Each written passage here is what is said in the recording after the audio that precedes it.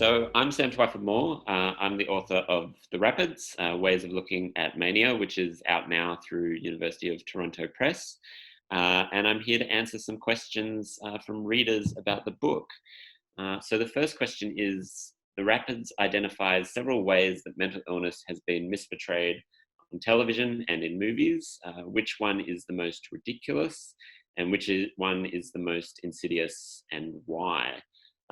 So in writing the book, a lot of the eh, television shows and books and movies that I wrote about actually are pretty positive when it comes to talking about the illness.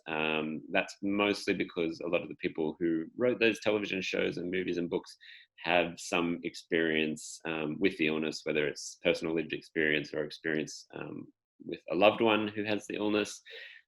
So most of them were pretty well informed, and I wouldn't describe them as ridiculous or insidious. But one did come to mind. There's a very early 90s film starring Richard Gere, directed by Mike Figgis. It's called Mr. Jones.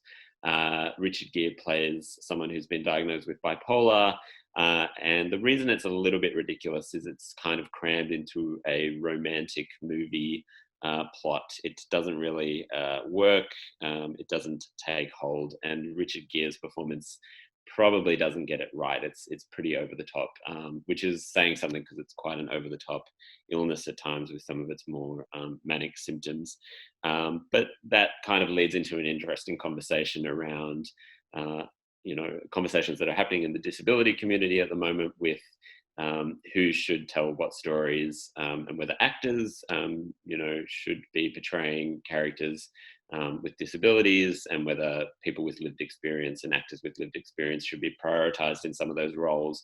That obviously wasn't a quick conversation that may have been happening in the early 90s when Mr. Jones came out. But yeah, that one I wouldn't recommend that people track down to watch in 2021.